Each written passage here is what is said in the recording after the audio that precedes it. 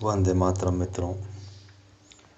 हमारे ब्रह्मनाथ की यात्रा में हम विभिन्न पक्षों को डिस्कस करते चले जा रहे हैं और हरि अनंत हरि कथा अनंता के अनुसार इस दिशा में बहुत दूर तक जाया जा सकता है।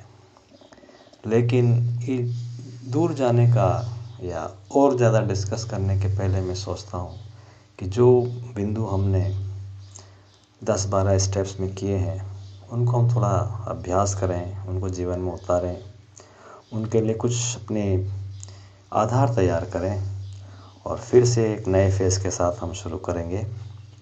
तो हमने अधिकतर जो पॉइंट्स उठाए वो शांति को लेकर है और शांति स्थापित करने के लिए क्या क्या प्रयास हो सकते हैं। और ये बहुत छोटा प्रयास है, बहुत ही सामान्य दृष्टिकोण के तहत हम हमारे जीवन के साथ साथ इन चीज़ों को बदलते हुए कैसे थोड़ा सा इस भयंकर सागर में, तूफान में, जीवन की झंझावात में हम एक पेड़ की छाँव या कहीं कोना जहाँ हम बैठ के अपना जीवन शुरू कर सकते हैं।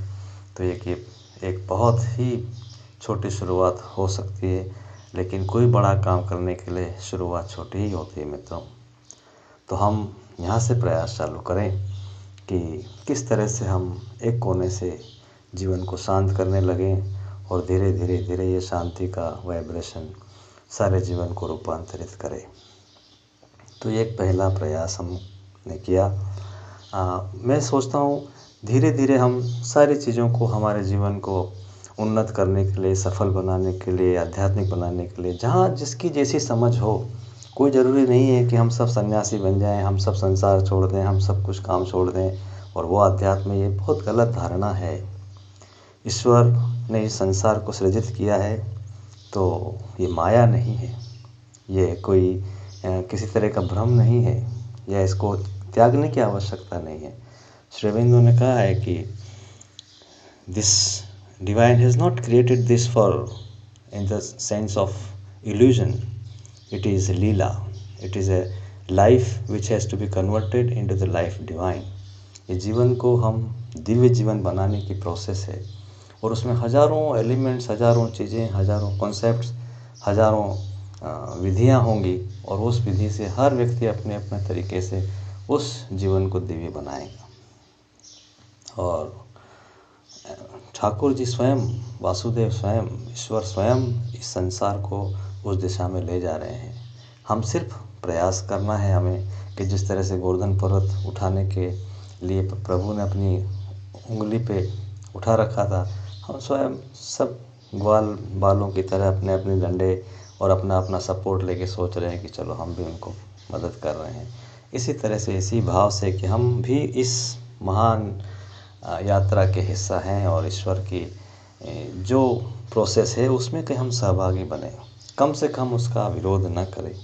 मनुष्य हमेशा जब भी जो अवतार आते हैं, हर एक अवतार का हमने विरोध किया। ये स्वभाव है, ये इनर्ट मैटर हमेशा किसी भी ऊंची चेतना का विरोध करता है। किसी भी अवतार को लीजिए, राम हो, कृष्ण हो, जीसस हो, अल्लाह, जो भी नाम लें, किसी का भी उठाइए, उन्होंने कितना विरोध हमारा सहा है और हमें लिफ्ट करने के लिए उन्होंने पूरा जीवन उत्सर्ग किया है।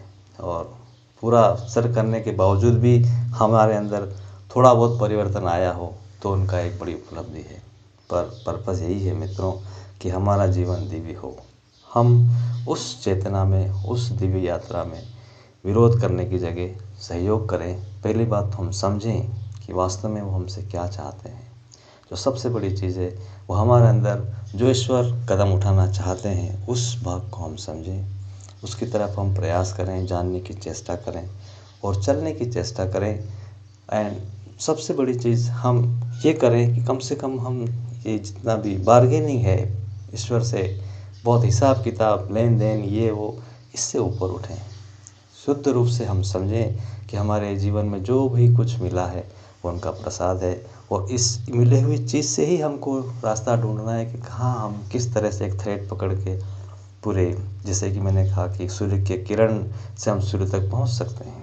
एक थ्रेड से हम पूरी रस्सी के की तरफ चल सकते हैं। तो इस तरह से हम धीरे धीरे हमारे जीवन को देखें, हम तैयार करें और इस दिव्य जीवन को हमारे जीवन में उतारें और प्रयास करें कि हम ईश्वर के उस महान प्रोजेक्ट में, इस महान कार्य में किस तरह से सहयोगी बन सकते हैं, उसका हमें प्रयास करना है। कल से हम कोशिश करेंगे कुछ नया पक्ष लेके आगे चलें। तो मैं आज सोचता हूँ कि कल क्या होना है और उसकी रिकॉर्डिंग में प्रस्तुत करूँगा। तो कल से नया अपन प्रस्ताव, नए चेतना, नई चीज़ और नए टॉपिक के साथ आगे बढ़ेंगे। वंदे मातरम।